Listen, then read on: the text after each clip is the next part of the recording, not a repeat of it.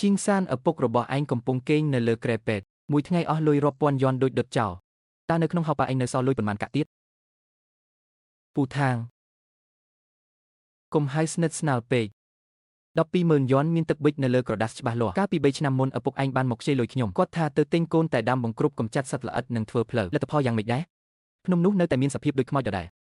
ពិតមែនហើយតាសំបីតែឆ្កែដើរកាត់ក៏គ្រវីក្បាលដែរនៅមានមុខចំការតែចាស់ទៀតដាំតែចិត្តងាប់អស់ទៅហើយនិយាយឲ្យប្រយ័ត្នមាត់បន្តិចតើខ្ញុំនិយាយខុសមែនទេតើភ្នំនោះអាចលក់តែបានថ្លៃសមរម្យដែរឬទេកាលពីបេះតែរដូវកាលឆ្នាំមុនសន្លឹកតែបន្តិចបន្តួចឪពុកឯងតែសំបីតែក្រឡេកមើលក៏មិនចេះមើលផងឲ្យកុំចេះរឹងរូសពេកអីឪពុកឯងមានសភាពបែបនេះអ្វីដែលសំខាន់បំផុតគឺលុយការតែទុកចោលទំនេរបើឲ្យពូថាងរបស់ឯងទៅយ៉ាងហោចណាស់ក៏អាចខ្ញុំទទួលស្គាល់ដែរចុះឯងមានអ្វីមកសងស៊ីញ៉េទៅឈីងសានចំការតែចាស់នេះទាំងដីទាំងដាំតែកាត់ដកបំណុល120000យ៉នខ្ញុំមកយកដល់មុខជាសាច់ញាតិខ្ញុំមិនទារការប្រាក់បន្ថែមពីឯងទេ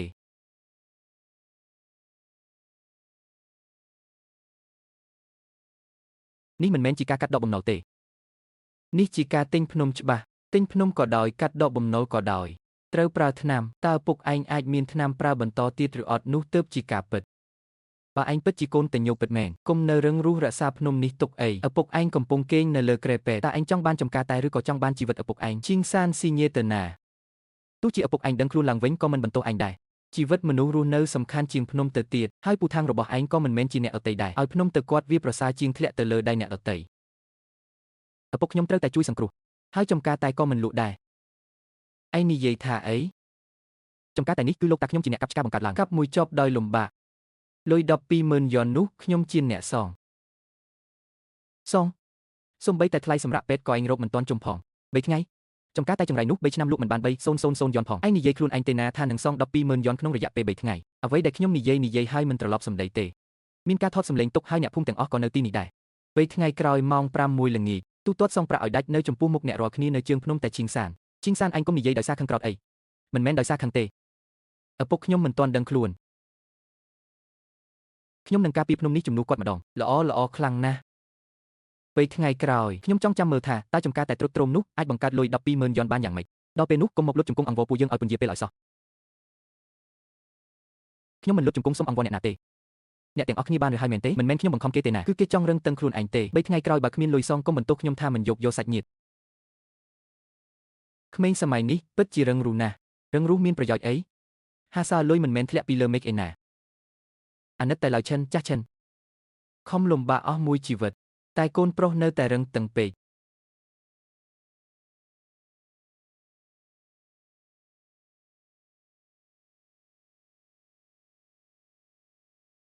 ខ្ញុំនៅតែចាំចំការតែនេះបាន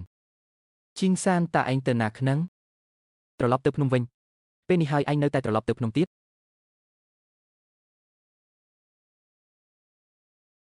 ឈីងសានបើពុកខ្ញុំដឹងខ្លួនគាត់ក៏មុខជាឲ្យខ្ញុំត្រឡប់ទៅភ្នំវិញដែរ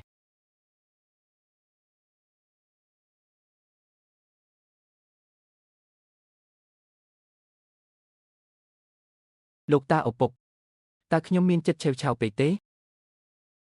ពេលថ្ងៃ120000យ៉នអ្នកណាយក៏គិតថាខ្ញុំជាមនុស្សឆ្កួតដែរ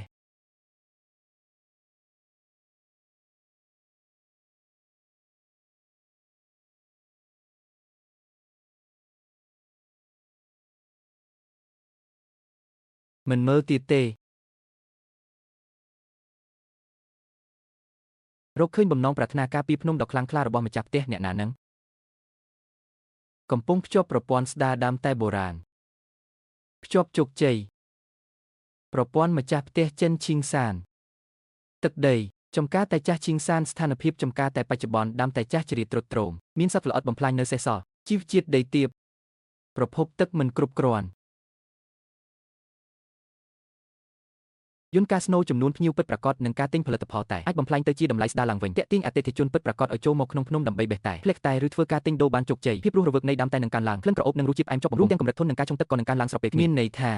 ឲ្យតែមានមនុស្សមកផឹកតែចំការតែនឹងអាចស្ដារឡើងវិញបានមែនទេបាត់ចាស់មែនហើយ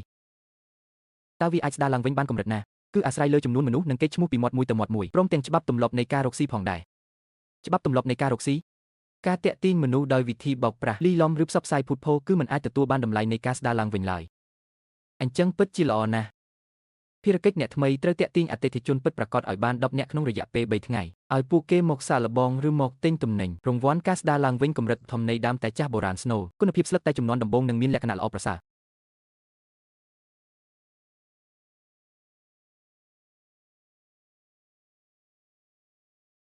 ពុកបានឬទេ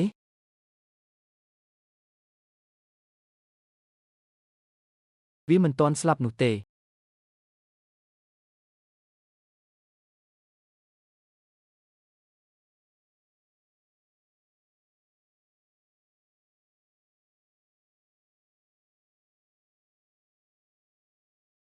ឈីងសាន King Shen ឯងកំពុងធ្វើស្អីហ្នឹង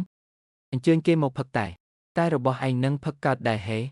មីងវាងវងមិនក៏មីងនិយាយអញ្ចឹងចំការតែដំណពូជដូនដារបស់គេណាមិនក៏ផឹកមិនកើតដំណពូជគឺជារឿងមួយតែវាត្រូវបានសត្វល្អិតស៊ីអស់ហើយឆុងចេញមកមុខជាមានក្លិនឆ្អាបស្មើមិនខានមីងវាងល្ងាចនេះបើទំនេរឡើងទៅលើភ្នំផឹកមួយកែវទៅខ្ញុំមិនទៅទេខ្ញុំខ្លាចលោកពូរបស់ឯងថាខ្ញុំទៅជួយលើកមុខមាត់ឯងមានការសាកល្បងផឹកហ្វ្រៃ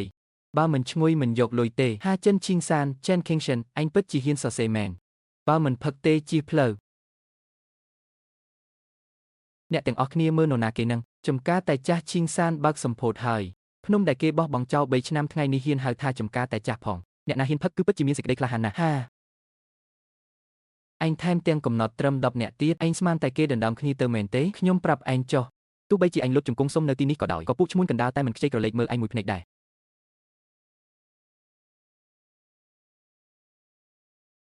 តើផ្ទះណាមានលក់តែចំការតែចាស់ឈីងសានខ្ញុំឈ្មោះជូជីមីងឆៅខៃមីងជាអ្នករកស៊ីបោះដុំស្លឹកតែស្លាកយីហោរបស់ឯងនេះក្អេងក្អាងខ្លាំងណាស់តើមិនឈ្ងុយមិនយកលុយថៅកែជូកុំចាញ់បោកវាអីភ្នំរបស់វាបោះបង់ចោលយូរហើយស្លឹកតែឡើងលឿងដូចមានជំងឺអញ្ចឹងអ្វីដែលគាត់និយាយជាការពិតភ្នំនេះពិតជាធ្លាប់ត្រូវបានគេបោះបង់ចោលមែនចុះតែនៅណាផឹកសិនទៅចាំនិយាយគ្នាតាមក្រោយបានថ្ងៃនេះខ្ញុំមានពេលទំនេរល្មមប្រសិនបើតែរបស់ឯងនេះមិនឆ្ងាញ់ខ្ញុំនឹងមិនយកទុកមុខឲ្យឯងទេណា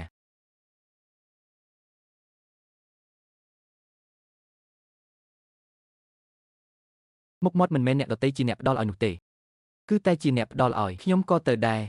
ខ្ញុំត្រូវតែឲ្យអ្នករាល់គ្នាឃើញថាតើភ្នំកញ្ចាស់របស់ឯងនេះលក់មុខយ៉ាងម៉េចខ្លះឡើងភ្នំក៏បាន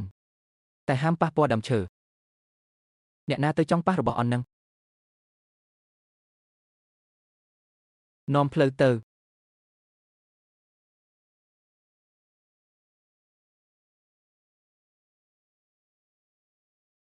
នេះជាចំការតែចាស់ដែលឯងនិយាយមែនទេថៅកែជូខ្ញុំមិនបានបោកលោកទេមែនទេផ្លូវនេះពិបាកដើរជាងទ្រង់ជ្រូកនៅផ្ទះខ្ញុំទៅទៀតបើធុញថាផ្លូវពិបាកដើរអាចចុះពីលើភ្នំវិញបាន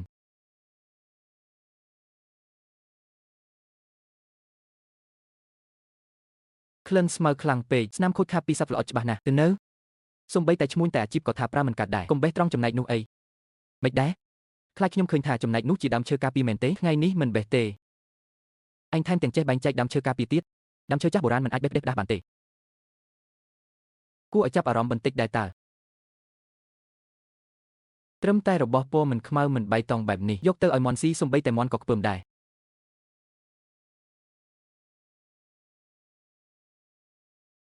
អញធ្លាប់រៀនពីមុនមកហេគឺលោកមួយនេះខ្ញុំជាអ្នកបង្រៀនក្លិនក្រអូបរៀងភីបន្តិចហើយខ្ញុំថាហើយមែន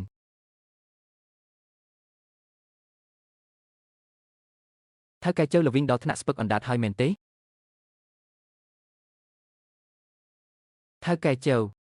ទឹកទី2ឆុងលើកទី2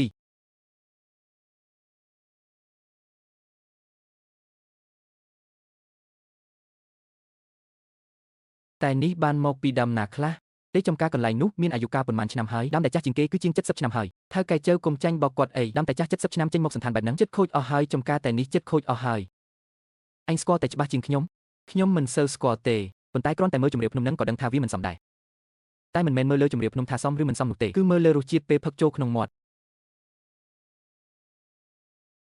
ឈិនជីនសានតែនេះឯងមានសល់ប៉ុន្មានថ្ងៃនេះអាចយកចេញមកបានគឺមានមិនច្រើនទេខ្ញុំយកទាំងអស់អីគេកាត់ថ្លៃមកលោកគិតថាវាមានតម្លៃប៉ុន្មាន20000 យ៉ន20000ស្លឹកឈើកំពេចកំពុកនឹងថ្លៃ20000 មិនលក់ទេឥឡូវអញកំពុងខ្វះលុយខ្លាំងណាស់មែនទេខ្វះលុយហើយនៅតែមិនលក់ទៀតខ្ញុំខ្វះលុយប៉ុន្តែមិនមែនមានន័យថាខ្ញុំមិនស្គាល់តម្លៃរបស់នោះទេ30000ថៅកែជើដើរចុះភ្នំប្រយ័ត្នប្រយែងបន្តិច40000បើសិនជាអញគិតថាវាមិនមានតម្លៃមែននោះកាលពីទឹកទី2អញគួរតែដើរចេញទៅបាត់ហើយ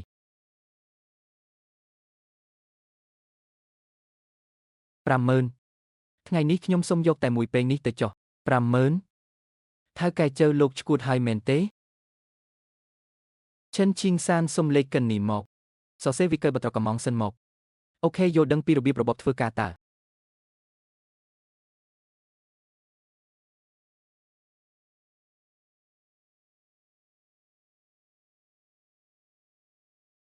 Alipay ទទួលបានប្រាក់ចំនួន50000យ៉ន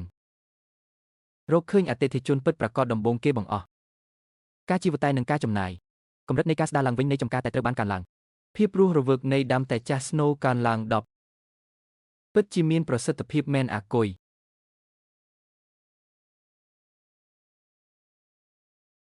ការ live ផ្ទាល់ live របស់អញមិនទាន់បានបិទទេ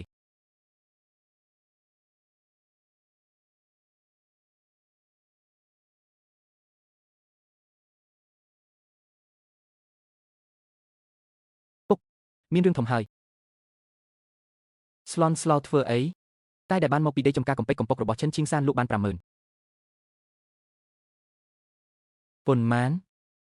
50000ចៅជីមីងបានវាលលុយឲ្យភ្លាមនៅកន្លែងតែម្ដងអ្នកនៅក្នុងគ្រប់ភូមិឃើញគ្រប់គ្នាអស់ហើយមិនអាចទៅរួចទេអាពិនេះវាទៅយកតែពីណាមកបានមកពីណាទៀតគឺបានមកពីចំការនៅលើភ្នំកំពេចកំពុកនោះឯងមិនត្រូវទេភ្នំនោះខ្ញុំធ្លាប់បានមើលហើយសត្វល្អិតស៊ីបំផ្លាញខ្លាំងណាស់ស្លឹកវាក៏ស្ដើងធ្វើមិនបានតម្លៃដល់ថ្នាក់នឹងទេពុកឬមួយក៏វាទៅយកតែពីខាងក្រៅមកបន្លំធ្វើជាតែរបស់ខ្លួនអាចទៅរួចអញ្ចឹងពួកយើងប្តឹងរីកាពីវាទៅ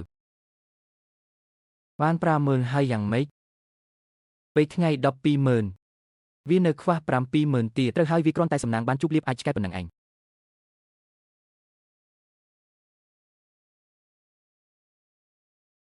សម្ដីនេះនិយាយត្រូវកុំឲ្យទាន់ដល់ពេលផឹកទៅមានបញ្ហាអីកើតឡើងឲ្យសោះ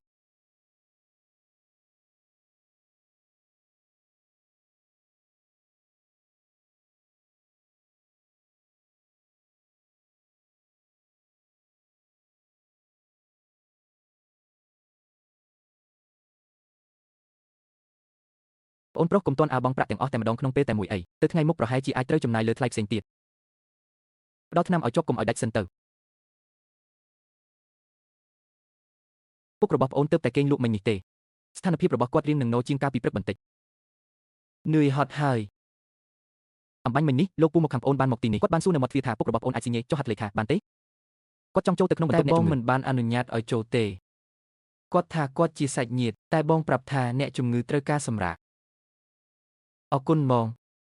ខ្លួនឯងក៏ត្រូវប្រុងប្រយ័ត្នបន្តិចដែរណាកាន់តែជាមនុស្សស្និទ្ធស្នាលកាន់តែពិបាកនិយាយគ្នា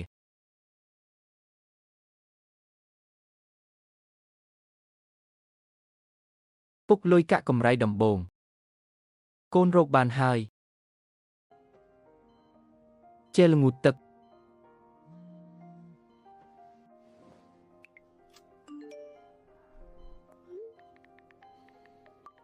ការបើកឲ្យភ្លុកជាសាធារណៈអាចជួយពង្រីកកេរ្តិ៍ឈ្មោះពិតប្រាកដនិងបង្កើនប្រសិទ្ធភាពនៃការស្ដារឡើងវិញនៅសល់3ថ្ងៃទៀតតែនៅខ្វះ70000យ៉នអញ្ចឹងមានតែឲ្យមនុស្សកាន់តែច្រើនបានផឹកហើយថៅកែចៅម្នាក់នេះគឺចិន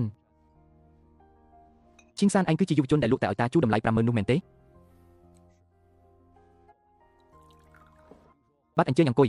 លីថាភ្នំរហស្ថានចេញតែល្អទើបខ្ញុំមកចង់ដឹងចង់ឃើញឥឡូវនេះយុវជនចេះនិយាយរឿងរ៉ាវណាស់ទាំងរឿងដើមឈើចាស់ទាំងរស់ជាភ្នំខ្ចប់មកមួយឈុតគុំប្រកាន់អីអ្នកផឹកតែមាត់រើបន្តិចហើយមិនខ្លាចមាត់រើទេខ្លាចតែមិនពិតប្រាកដប៉ុណ្ណោះហាហាសម្ដីនេះខ្ញុំចូលចិត្តស្ដាប់ណាស់រូបរាងខាងក្រៅមើលទៅធម្មតាណាស់ក្រៅពីធ្វើដោយដៃហើយរូបរាងពិតជាមិនសូវតាក់ទាញមែនស្លឹកតែ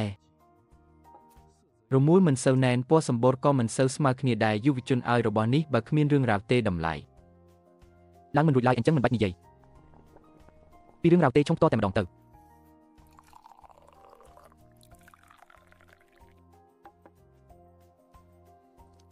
្លិនក្រអូបធម្មតាមានដល់វិញបន្តិចឯងមិនពន្យល់ បន្តិចទេហើយរូបចាំទឹកទី2ចាំនិយាយគ្នាទៀ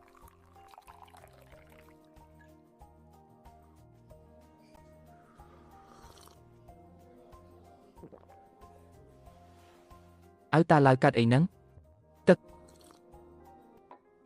តែនេះផ្អែមជាប់បំពង់ក៏យូរណាស់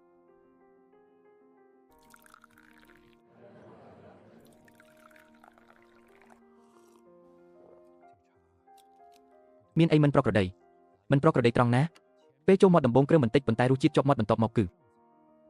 អូបន្លាយវែងឆ្ងាយដូចជាស្គរដើមឈើចាស់តែការថែទាំធ្លាប់ដាច់កណ្ដាលទីខ្ញុំនិយាយមែនតាលីអ្នកពិតជាយល់ដឹងមែនថៅកែតែនេះលក់ទេថ្ងៃនេះយកមកច្រើនអត់មិនច្រើនទេខ្ញុំឲ្យ 500,000 តែដែលនៅសល់ខ្ញុំមកទាំងអស់ហើយតែសម្រាប់10ថ្ងៃខាងមុខទៀតកុំខ្វះលុយមិនគាត់មិនចាញ់ខ្វះលុយមែនទេថ្ងៃនេះអ្នកដែលអង្គុយទីនេះសុទ្ធតែជាអ្នកចូលចិត្តតែល្អឬមិនល្អពួកគាត់អាចផ្លាក់ដឹងហើយលោកចង់ឲ្យគ្រប់គ្នាដេញថ្លៃតែខ្ញុំចង់ឲ្យតម្លៃត្រឡប់ទៅរកគុណភាពតែផ្ទាល់យុវជនម្នាក់នេះមានភាពគួរឲ្យចាប់អារម្មណ៍បន្តិចតើ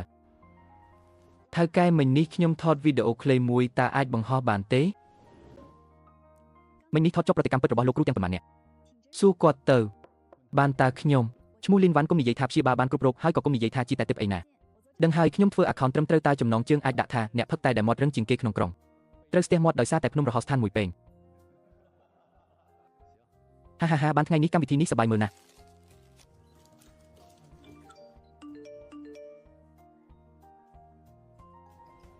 ់អតិថិជនពិតប្រាកដសរុបមាន7នាក់កម្រិតនៃការស្ដារឡើងវិញនៃភ្នំតែបន្តកើនឡើងចំនួនមនុស្សដែលនៅខ្វះសម្រាប់ភារកិច្ចអ្នកថ្មីគឺ3នាក់ធៀបនឹង 12,000 គឺនៅខ្វះ 35,000 ទៀតភ្នំកំភ្លេចកំ pl ាយបែបនេះអាចចេញតែបានផងនរណាផឹកនរណាមានសេចក្តីក្លាហានពេលចូលមកដំបងគ្រើមតែរសជាតិជាប់មកបានស្រីខ្ញុំឡើងតាមបានចេះជីងសានឲ្យថ្ងៃស្អែកធ្វើការនៅស្រុកចូលចិត្តផឹកតែណាជំរាបសួរតើនេះជាតែចាស់ជីងសានមែនទេថ្ងៃស្អែកអាចក៏កន្លែងមកផ្លាក់បានទេបានតើអាចចុះឈ្មោះចំនួនមនុស្សមុនសិនមកចិនជីងសានអញពូកែរកក្បាច់ណាស់តើពូថាងមានការអីមែនទេ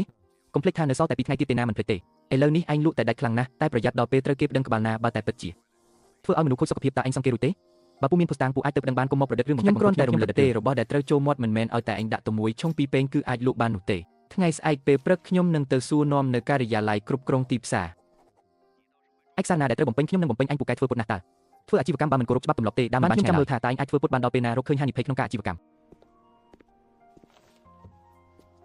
ឥឡូវនេះអញស្ថិតក្នុងលក្ខណៈលក់កសិផលធំដែលផលិតដោយខ្លួនឯងហើយនឹងមានការឲ្យផ្លាក់ផ្ទាល់កន្លែងត្រូវបែងចែកព្រំដែនឲ្យច្បាស់លាស់ការវិចខ្ចប់លក់ជាផ្លូវការត្រូវការស្លាកសញ្ញាការពិនិត្យគុណភាពនិងការចុះបញ្ជីអាជីវកម្មរឿងស្មុគស្មាញទាំងនេះលោកអាចជួយកត់ឲ្យខ្ញុំបន្តិចបានទេខ្ញុំនឹងធ្វើតាមនឹងបើចង់បានប្រញាប់ត្រូវបង់ថ្លៃសេវាបន្ថែមតើត្រូវចំណាយពេលប៉ុន្មាន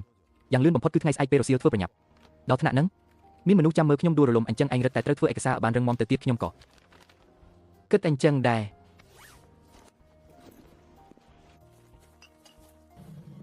ថ្ងៃនេះគ្រាន់តែឲ្យផ្លាក់ប៉ុណ្ណោះមិនមានលក់ដុំផ្ទាល់កន្លែងទេមុនពេលរបាយការណ៍ចេញមកបើចូលចិត្តអាចចុះឈ្មោះកក់ទុកមុនបានមិនបាច់ដណ្ដើមពីនេះគិតទៅប្រុងប្រយ័ត្នខ្លាំងណាស់តើប្រុងប្រយ័ត្នបន្តិចទៅគ្រប់គ្នាក៏ផឹកទៅដោយកក់ក្ដៅចិត្តដែរ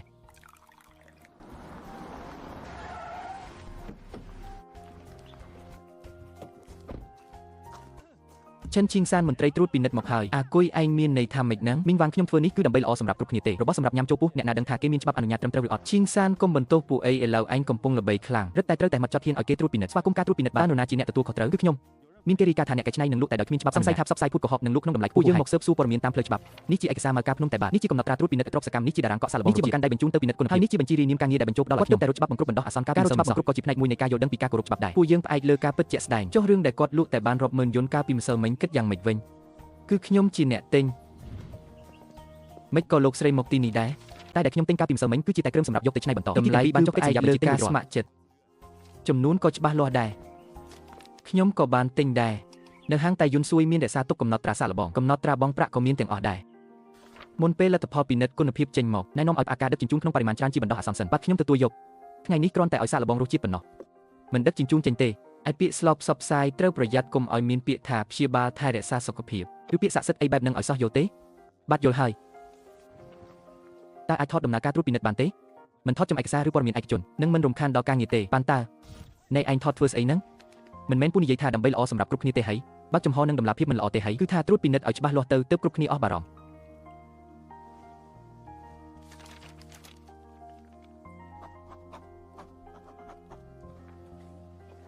ប្រញាប់រៀបចំច្បាប់ទម្លាប់ដែលនៅខ្វះខាតឲ្យបានឆាប់មុនពេលលទ្ធផលពិនិត្យគុណភាពចេញមកគុំផ្សព្វផ្សាយលក់ហួសការពិតមើលទៅពេលនេះគឺមិនទាន់ឃើញមានទង្វើបោកប្រាស់ណាមួយទេអរគុណបាទខ្ញុំនឹងធ្វើតាមការណែនាំពុកមិនក៏វាត្រៀមខ្លួនរួចរាល់គ្រប់យ៉ាងអញ្ចឹងត្រៀមច្បាប់ទម្លាប់បានតែវាមិនអាចរកលុយ 120000 មកត្រៀមតាន់ទេ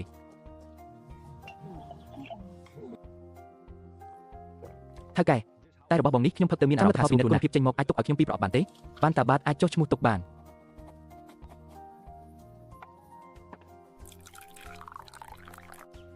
ឈីងសានពីមុនខ្ញុំពិតជាមើលស្រាលតែគ្រួសារឯងមែនដំបងផឹកទៅរៀងល្វីងបន្តិចតែបន្ទាប់មកផ្អែមចុកមាត់លោកមីងគេហៅថាល្វីងអែមចុងអណ្ដាតបាត់ខ្ញុំដឹងហើយចាំបាច់ឯងប្រាប់ដែរហាឈីងសានចុះតែនេះទៅថ្ងៃមុខឯងលក់មិនដែរកុំលក់ថ្លៃពេកអីក្រែងលោអ្នកក្នុងភូមិយើងផឹកមិនរួចអ្នកភូមិយើងផឹកខ្លួនឯងមានតម្លៃសម្រាប់អ្នកភូមិបាទឯលក់ទៅក្រៅគឺកំណត់តម្លៃតាមគុណភាពតែដោយសារការបេះមានកម្រិតទើបមិនលក់ផ្ដេសផ្ដាស់ទេលក់មានកម្រិតគឺត្រូវហើយឈិនឈីងសានឥឡូវនេះខ្ញុំអាចថែមលុយកក់ 30000 ទៀតបានទេចាំលទ្ធផលពិនិត្យគុណភាពចេញមកទុកតែដែលវាខ្ចប់ជាផ្លូវការវេទដំបងឲ្យខ្ញុំផងមិនបាច់ចុះកិច្ចសន្យាលក់ដាច់មុខទេ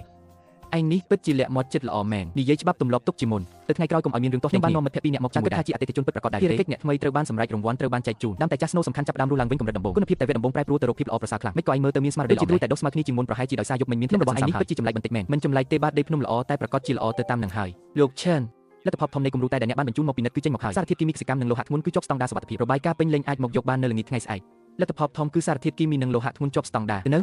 គឺជាប់ស្តង់ដារហេមាត់មនុស្សខ្លះពិតជាពោលជាងសត្វល្អិតទៅទៀតហាខ្ញុំថែមលុយកក់ 20000 ទៀតខ្ញុំថែម 30000ពួកយើង3នាក់កក់ 15000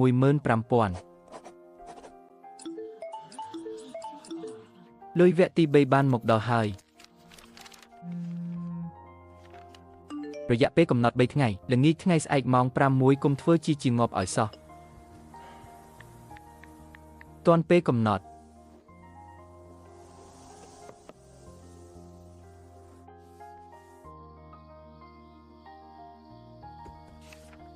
លិខិតជំពាក់លុយរបស់ពួកឯងនេះខ្ញុំណែនាំឲ្យរកអ្នកចេះច្បាប់ជួយមើលឲ្យស្អែកព្រឹកទៅការិយាល័យច្បាប់ប្រចាំក្រុងទៅគាត់ប្រហែលជាអាចរកល្បិចលើរឿងការប្រាក់ហើយឈីងសានសំបីតែបងប្អូនបង្កើតក៏ត្រូវគិតលុយឲ្យច្បាស់លាស់ដែរស្អែកនេះអញសងជាសាធារណៈទៅល្អបំផុតគឺហៅមេភូមិនិងអ្នកមកពីការិយាល័យច្បាប់ឲ្យនៅទីនោះទាំងអស់គ្នា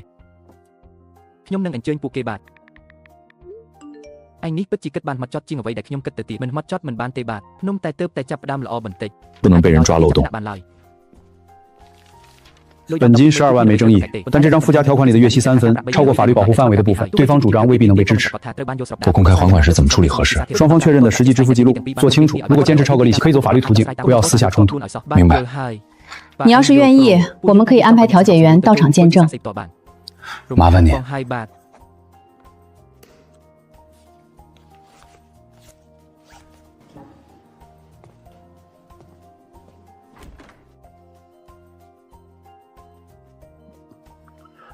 山，签了吗？没签。爸拖累你了。没有，别骗爸。够了，茶卖出去了。爸，咱家的茶不差。ប្រសិនបើលោកតាដឹងគាត់ច្បាស់ជាឲ្យខ្ញុំបន្តថែរក្សាវ៉ាថែរក្សាក៏បានតែរំគុំទ្រាំទាំងបង្ខំពេកអ្វីដែលត្រូវគោរពតាមច្បាប់ទម្លាប់ក៏គោរពតាមទៅអ្វីដែលត្រូវសុំជំនួយពីគេក៏សុំទៅចំការតែមិនមែនរស់បានដោយសារតែការខំប្រឹងរឹងរូសមួយពេលនោះទេខ្ញុំចាំទុកហើយអ្នករាល់គ្នាមកមើលឲ្យលឿនមកម៉ោង 6:01 ដល់ភ្នំបៃតងឈីងសានហើយចំការតែបដូរម្ចាស់ហើយតាគួយកុំអាននិយាយលឿនពេកសៀវមិនអីទេពេលថ្ងៃ 120,000 តាគេយកអ្វីទៅសងអាចលើពេញតែប៉ុន្មាននោះមែនទេ5:55ហើយឈិនឈីងសឹងនៅមិនទាន់មកទៀតប្រហែលជាលួចរត់បាត់មែនទេដឹងរត់មិនរួចទេឪពុករបស់គេនៅឯមន្ទីរពេទ្យនៅឡើយ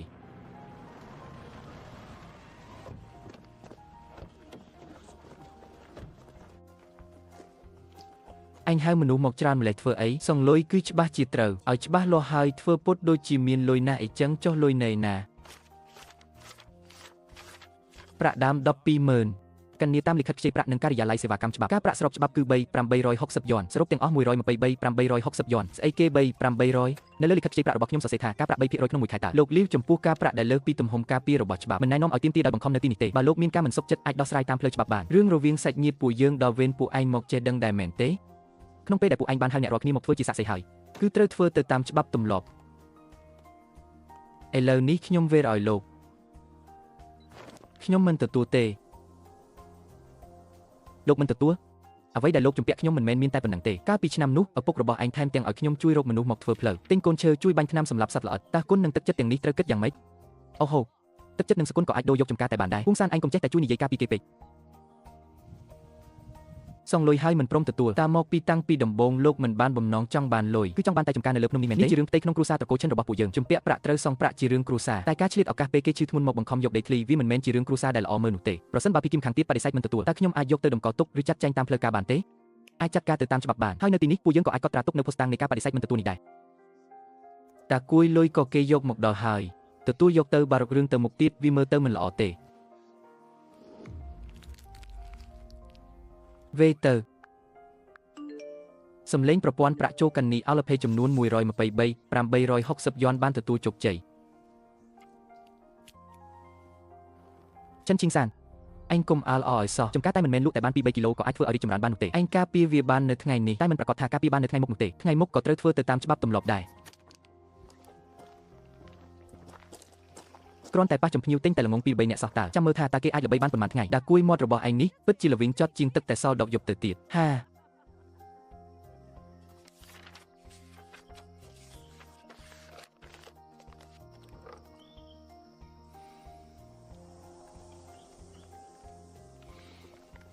ាការភ្នាល់រយៈពេល3ថ្ងៃបានបញ្ចប់ហើយ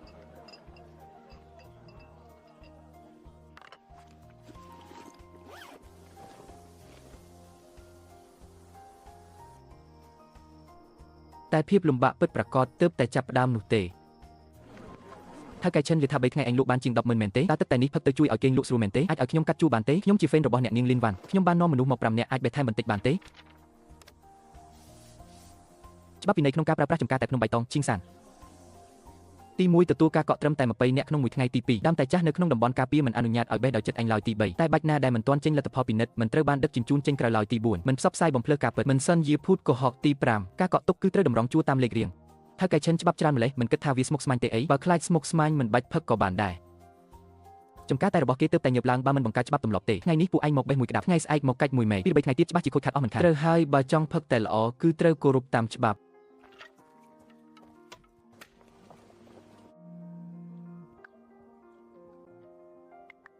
់ដើមតែចាស់នៅលើភ្នំបៃតងគុំលោភលន់នឹងលុយកាក់ពេកសុខចិត្តឲ្យខូចខាតត្រឹមស្លឹកនិងមែកលើក៏គុំឲ្យប៉ះពាល់ដល់រឿងរបស់វាដែរលោកឈិនខ្ញុំជាអ្នកទិញទំនិញមកពីក្រុមហ៊ុនពាណិជ្ជកម្ម Foreign នៅក្នុងស្រុកតែរបស់លោកនេះថៅកែរបស់យើងពេញចិត្តណាស់ឲ្យតែលោកព្រមចុះកិច្ចសន្យាផ្ដាច់មុខប្រចាំឆ្នាំពួកយើងនឹងកក់ប្រាក់មុន 20,000 យន់ 20,000 នេះច្រើនជាងការពីម្សិលមិញទៅទៀតណាឈីងសានប្រញាប់ចុះហត្ថលេខាទៅនៅក្នុងដំណាក់កាលដំបូងភាគីទាំងសងខាងសុទ្ធតែត្រូវការភាពច្បាស់លាស់និងស្ថិរភាពមិនចុះទេ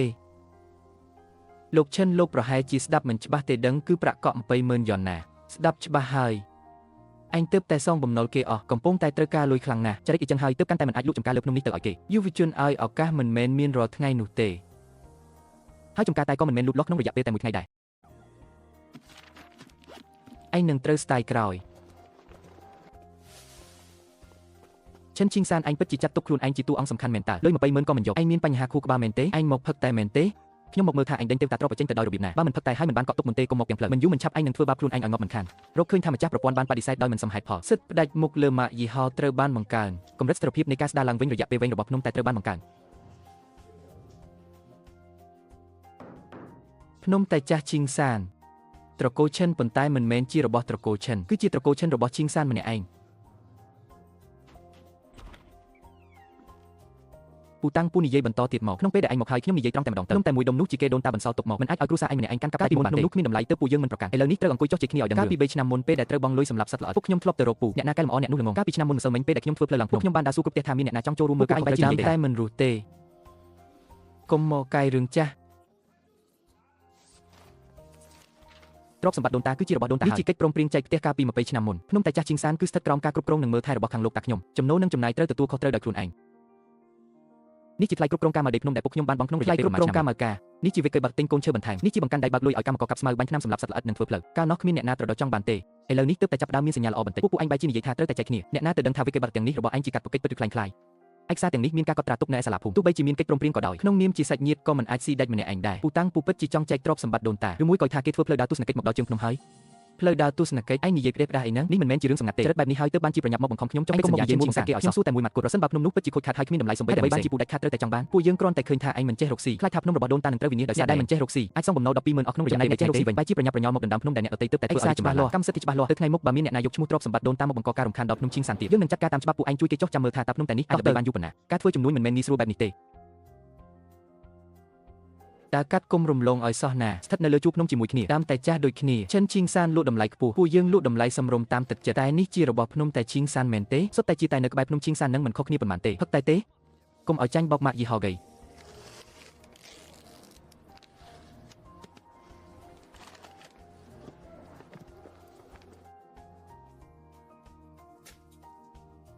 តាធ្វើអញធ្វើបែបនេះមិនមែនកំពុងតែលួចប្រើឈ្មោះឈីងសានទេអីមីងវ៉ា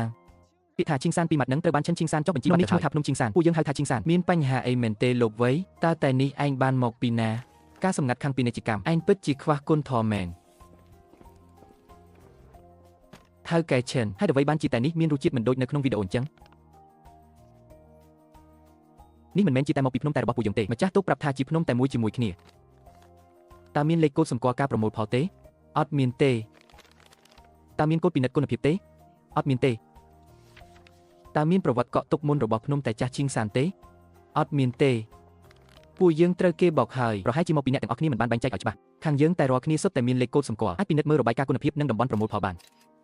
តើលោកចង់ចេញមកបកស្រាយជាសាធារណៈជាសាធារណៈប៉ុន្តែមិនជាប្រមាថគេទេហេតុអ្វីទៅការជាប្រមាថមនុស្សមិនអាចដោះស្រាយបញ្ហាបានទេឲ្យដឹងពីរបៀបបែងចែកទើបជាការមានប្រយោជន៍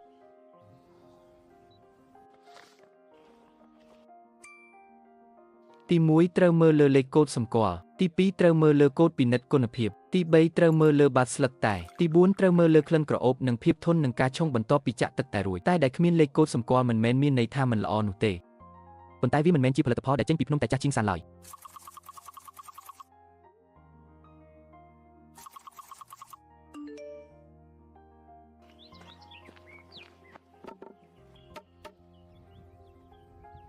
ទី1ត្រូវមើលលើលេខកូដសម្គាល់ពួកវាធ្វើបែបនេះគឺកំពុងតែកាត់ផ្ដាច់ផ្លូវរកស៊ីរបស់ពួកយើងហើយវាអាចបង្កើតលេខកូដបានពួកយើងក៏អាចបង្កើតបានដូចគ្នាចុះចំណែកកូដពិនិត្យគុណភាពវិញលក់តម្លៃថោកសិនទៅគង់តែមានមនុស្សដែលចង់បានរបស់ថោកជានិច្ច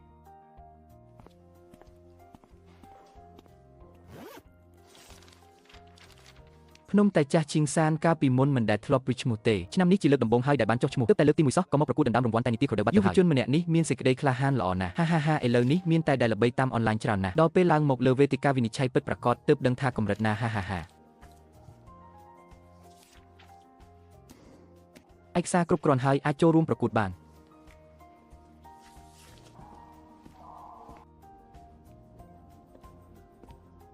ឈិនឈីងសានឯងឃើញទេតែរបស់គេមើលទៅដូចជាវត្ថុសិល្បៈអញ្ចឹងចំណែកតែរបស់ឯងមើលទៅដូចជាស្មៅដែលត្រូវភ្លើងឆេះសហាតើឯងចូលមកដោយរបៀបណាខ្ញុំទិញសម្បុត្រមកទស្សនាមិនបានឬឯងកុំធ្វើជាធ្វើរូបស្ងប់ស្ងាត់ពេកបន្តិចទៀតពេលមេប្រយោគភ្លុកនឹងដឹងថាតែរបស់ឯងគឺអាស្រ័យលើការប្រម៉ូទតាមវីដេអូប៉ុណ្ណោះ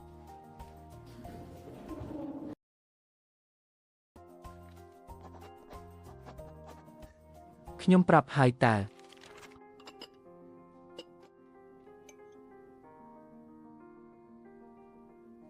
ហេតុអ្វីបានជាក្លិនក្រអូបនេះរៀងប្លែកបន្តិច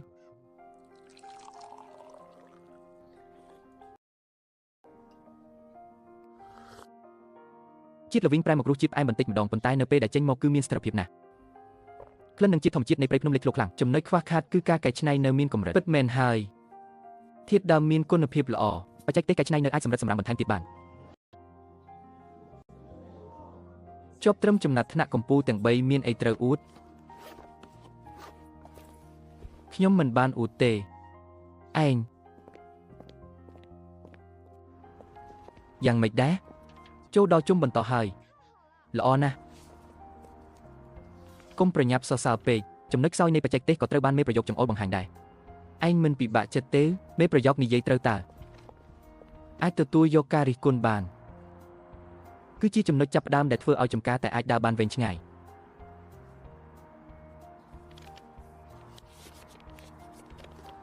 ត្រឡប់ទៅវិញខ្ញុំនឹងកែប្រែនីតិវិធីផលិតតែ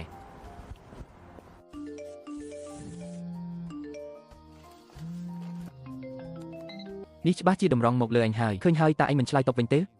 ឆ្លើយតបយ៉ាងម៉េចនៅកន្លែងវិតម្លៃស្នើសុំការពិនិត្យឡើងវិញជាសាធារណៈបើចិត្តឯងរឹងមាំហើយតែគ្មានបញ្ហាគឺមិនបាច់ខ្លាចទេ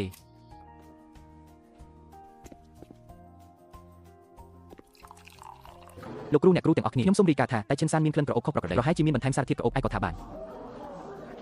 លោកសូមកុំបង្កការរំខានដល់សណ្ដាប់ធ្នាប់ខ្ញុំមិនមែនមកបង្ករឿងទេខ្ញុំមកការពារយុត្តិធម៌ចំការតែដែលបោះបង់ចោលអស់រយៈពេល3ឆ្នាំតើអាចផលិតបានតែល្អភ្លាមយ៉ាងដូចម្ដេចខ្ញុំស្នើសុំឲ្យបិទស្លាកសញ្ញាសាកល្បងនៅនឹងកន្លែងដើម្បីពិនិត្យឡើងវិញតើអ្នកប្រកាសទេការពិនិត្យឡើងវិញត្រូវចំណាយពេលហើយក៏អាចប៉ះពាល់ដល់លទ្ធផលការប្រកួតរបស់អ្នកនៅថ្ងៃនេះដែរប្រសិនបើមិនអាចបញ្ជាក់ភាពស្អាតស្អំរបស់តែបានទេទោះទទួលបានរង្វាន់ក៏គ្មានន័យដែរល្អ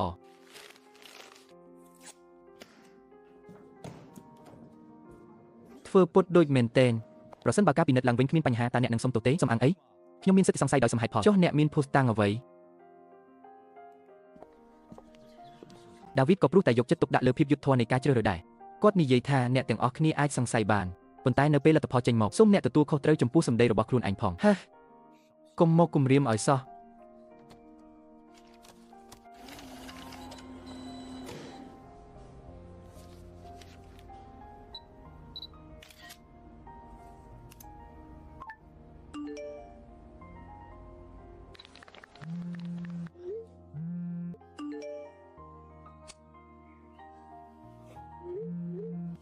អ្វីដែលគាត់និយាយគឺជាការពិតខ្ញុំមិនបានចំណាត់ថ្នាក់លេខ1ទេប៉ុន្តែរង្វាន់លើកទឹកចិត្តក៏អស្ចារ្យណាស់ដែរអស្ចារ្យមែនប៉ុន្តែមិនមែនជាស្ដេចតែឡើយអញមើលអ្វីក្នុងផ្លូវល្អពេកហើយពួកគេនិយាយថាកម្រិតនៃកែច្នៃរបស់យើងនៅមិនទាន់ល្អិតល្អន់ស្ថិរភាពនៃក្លិនក្រអូបនៅតែអាចលើកកម្ពស់បន្ថែមទៀតបានចំណុចនេះមានប្រយោជន៍ជាងពានរង្វាន់ទៅទៀតតើមានគម្រោងធ្វើអ្វីបន្តទៀតបង្កើតស្តង់ដារនិងសង់រោងកែច្នៃដំបូងតើមានថវិកាគ្រប់គ្រាន់ទេបើគ្រប់ធ្វើបន្តិចម្ដងទៅត្រូវរៀបចំការធ្វើឲ្យស្រពោនការសម្រាប់អង្គស៊ីម Shehing ការចំណាយនិងការសម្ងួតឲ្យបានត្រឹមត្រូវតាមផ្នែកកម្លាំងពលកម្មខ្ញុំក៏ជួយដែរ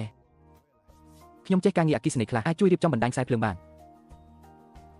និយាយគ្នាសិនឲ្យច្បាស់រោងកែច្នៃដំបូងគឺប្រើប្រាស់រួមគ្នាក្នុងសហគមន៍មិនមែនជារបស់ខ្ញុំចិនឈិនសានតែម្នាក់ឯងនោះទេចំណាយនិងវិធាននៃការប្រើប្រាស់ត្រូវតែបើកចំហជាសាធារណៈបើឯងមិនបើកចំហពួកយើងប្រហែលជាមិនទម្លាប់វិញទេពួកគេរៀបចិត្តនឹងសាងសង់វាឡើងមែនទែនហើយ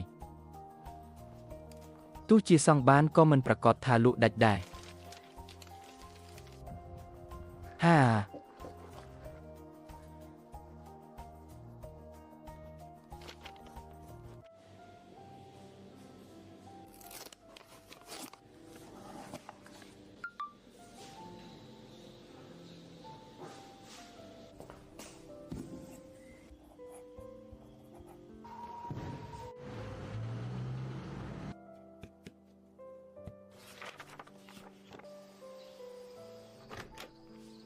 ការធ្វើចំការតែមិនអាចមានបានត្រឹមមួយយប់នោះទេប៉ុន្តែវាកាន់តែមានស្ថិរភាពពីមួយថ្ងៃទៅមួយថ្ងៃ